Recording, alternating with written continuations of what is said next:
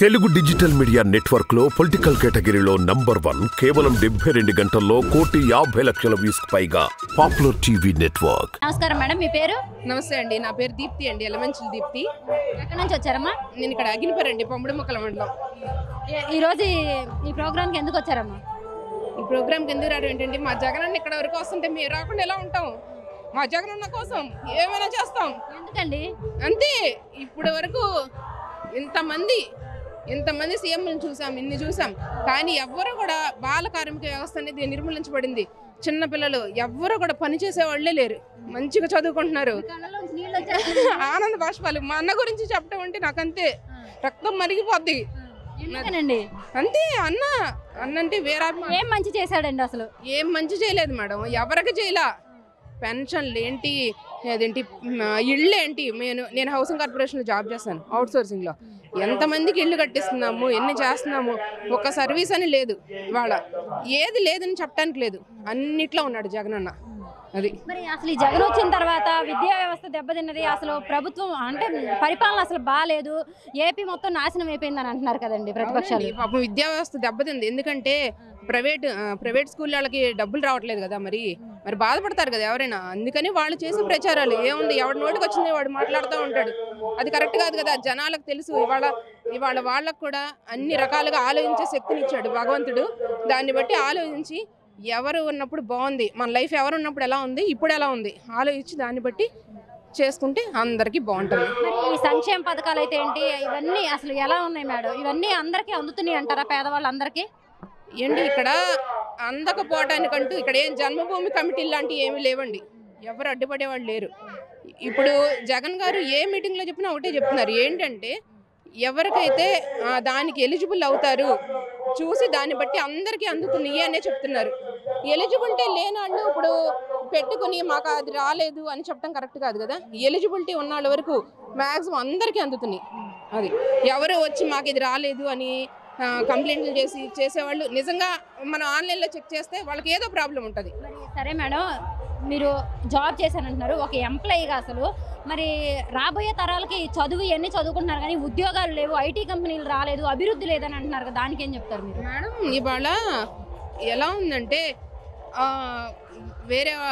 వేరే government form అవుతుంది, ఏదో కంపెనీలు తెచ్చేస్తారు, దేశాన్ని ఉద్ధరించేస్తారు, ఇవన్నీ చెప్తున్నారు.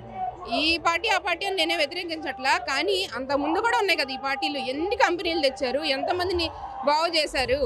ఇవాళ ఎలా ఉంది పరిస్థితి? జాబ్ అంటారా, ఇవాళ చదువుకుని వేరే ఎవరికి తోచిన వాళ్ళు ఎక్కడికైనా ఇళ్ళన్నా జాబ్ చేసుకోవచ్చు. అసలు మనకు చదువుకునే అవకాశం రావాలిగా.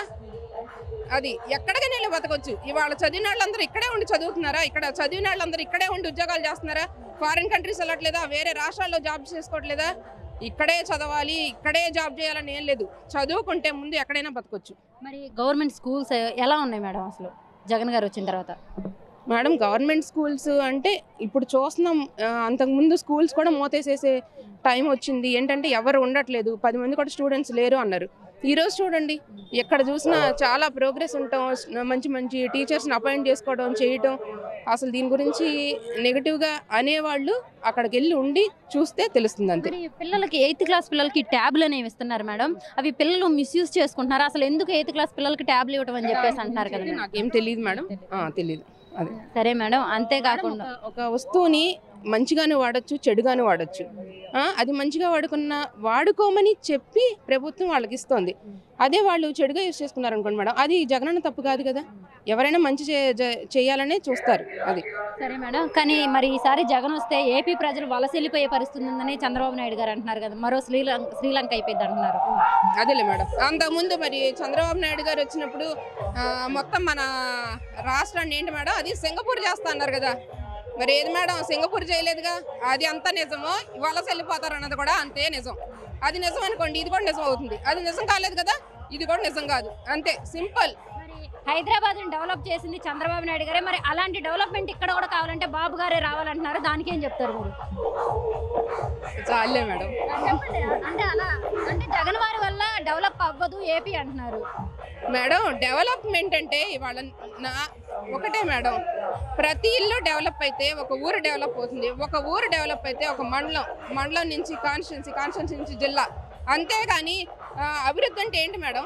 ఒక ఇంట్లో అంటే ఒక కంపెనీ పెట్టారు, అందులో పెద్ద పెద్ద వాళ్ళు జాబ్స్ చేస్తున్నారు లేదా అలా అదేనా? అది కాదుగా. పేదవాడి నుంచి చిన్న చిన్న చిన్న రైతుల నుంచి వాళ్ళందరూ బాగుపడిందే నిజమైన బాగుపడటం. ఏదో 10 మంది పరమాన్నం తింటున్నారు, మిగతా వాళ్ళందరూ తినడానికి కూడా లేక బాధపడతాం, అది కాదు. అందరూ లెవెల్గా ఉండటమే కరెక్ట్గా ఉన్నట్టు. మరి అది అందరూ ఒకే సమానంగా ఉండడం ఈ ప్రభుత్వంలో జరుగుతుందంటారా? పేదవాడు, లేనివాడు, మధ్యతరగతి వాడు మేడం తప్పకుండా జరుగుతుంది. ఇవాళ ఎవరు హైగా ఉన్నాళ్ళు ఎవరు హైగానే ఉండిపోవటంలా, వాళ్ళు కిందకు దిగుతున్నారు, వీళ్ళు పైకి వెళ్తున్నారు. లెవెల్ అంతే. అదేనండి. మరి అనేకమంది పార్టీలు పొత్తులు పెట్టుకొని వస్తున్నాయి, ఇవన్నీ తట్టుకొని జగన్ గారు మళ్ళీ సీఎం అవ్వగలరా?